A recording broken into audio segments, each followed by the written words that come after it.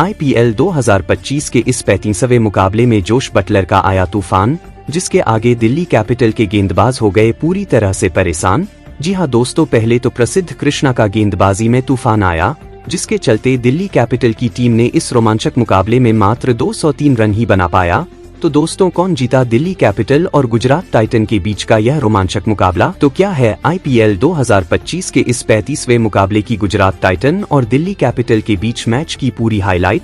बताएंगे आपको हमारी इस वीडियो में पूरी खबर। लेकिन उससे पहले दोस्तों, अगर आप भी जोश बटलर के 97 रनों की नाबाद विस्फोटक पारी से खुश है तो इस वीडियो को दिल से एक लाइक और चैनल को सब्सक्राइब करके अपना प्यार और सपोर्ट जरूर दिखाए।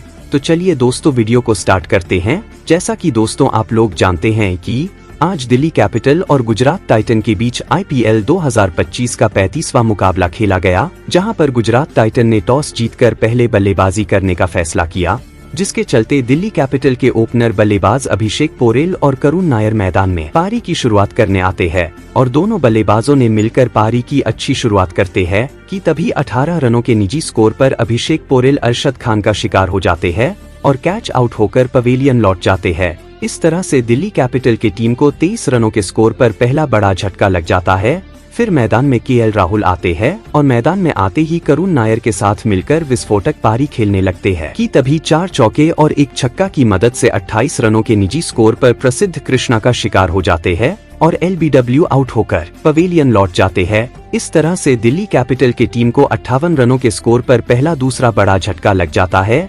फिर मैदान में कप्तान अक्षर पटेल आते हैं और करुण नायर के साथ मिलकर पारी को संभालकर खेलना शुरू कर देते हैं। एक तरफ से करुण नायर अच्छी बल्लेबाजी कर रहे थे तो वहीं दूसरी तरफ से अक्षर पटेल अच्छी बल्लेबाजी कर रहे थे कि तभी रन गति को तेज करने के चक्कर में करुण नायर प्रसिद्ध कृष्णा का शिकार हो जाते हैं और 31 रनों के निजी स्कोर पर कैच आउट होकर पवेलियन लौट जाते हैं। इस तरह से दिल्ली कैपिटल की टीम को 93 रनों के स्कोर पर तीसरा बड़ा झटका लग जाता है।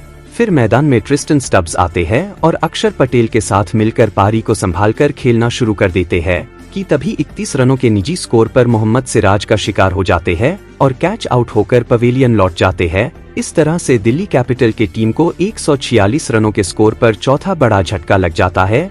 फिर मैदान में आशुतोष शर्मा आते हैं और अक्षर पटेल के साथ मिलकर पारी को संभालकर खेलने लगते हैं कि तभी दूसरी तरफ अक्षर पटेल रन गति को तेज करने के चक्कर में प्रसिद्ध कृष्णा का शिकार हो जाते हैं और 38 रनों के निजी स्कोर पर कैच आउट होकर पवेलियन लौट जाते हैं। इस तरह से दिल्ली कैपिटल की टीम को 173 रनों के स्कोर पर पांचवा बड़ा झटका लग जाता है। फिर मैदान में विपराज निगम आते हैं और आते ही प्रसिद्ध कृष्णा का शिकार हो जाते हैं और 0 रन के स्कोर पर कैच आउट होकर पवेलियन लौट जाते हैं। इस तरह से दिल्ली कैपिटल की टीम को 173 रनों के स्कोर पर ही छठवां बड़ा झटका लग जाता है।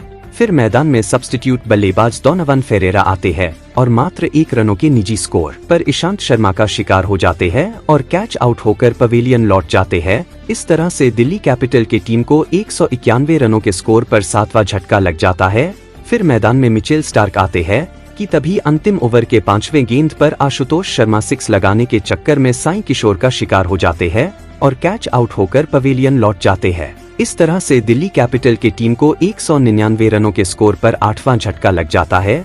फिर मैदान में कुलदीप यादव आते हैं और अंतिम गेंद पर चौका लगा देते हैं। इस तरह से दिल्ली कैपिटल की टीम ने 20 ओवरों में 8 विकेट के नुकसान पर 203 रन ही बना पाई।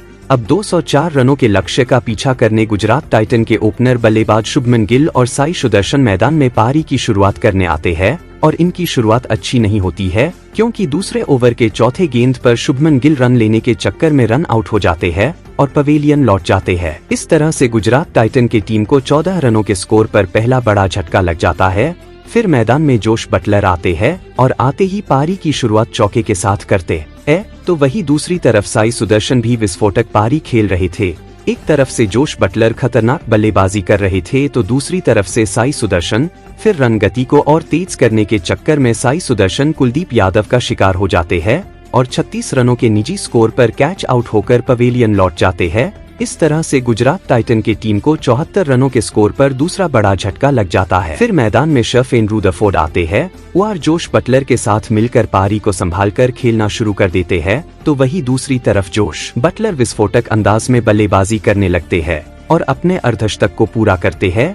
फिर उसके बाद दोनों बल्लेबाजों ने मिलकर टीम के स्कोर को 150 रनों के पार पहुंचाते हैं, जिसमें जोश बटलर ने मिचेल स्टार्क के 6 गेंदों में 5 चौके लगातार लगाते हैं कि तभी दूसरी तरफ शेन रुदरफोर्ड विस्फोटक पारी खेलने के चक्कर में मुकेश कुमार का शिकार हो जाते हैं और 43 रनों के निजी स्कोर पर कैच आउट होकर पवेलियन लौट जाते हैं। इस तरह से गुजरात टाइटन के टीम को 193 रनों के स्कोर पर तीसरा बड़ा झटका लग जाता है। फिर मैदान में राहुल तेवातिया आते हैं कि तभी दूसरी तरफ जोश बटलर 97 रनों की नाबाद आतिशी पारी खेलकर अपनी टीम को इस मैच में जीत दिला देते हैं और इस तरह से गुजरात टाइटन ने इस मैच में दिल्ली कैपिटल की टीम को 7 विकेट से बुरी तरह से हरा देती है। तो दोस्तों, जोश बटलर के इस 97 रनों के विस्फोटक पारी से खुश है कि नहीं? अपनी राय नीचे कमेंट बॉक्स में जरूर बताएं और ऐसे ही IPL से जुड़ी किसी भी जानकारी के लिए इस वीडियो को एक लाइक और चैनल को सब्सक्राइब करके हमारे इस YouTube फैमिली से जुड़ जाइए। धन्यवाद।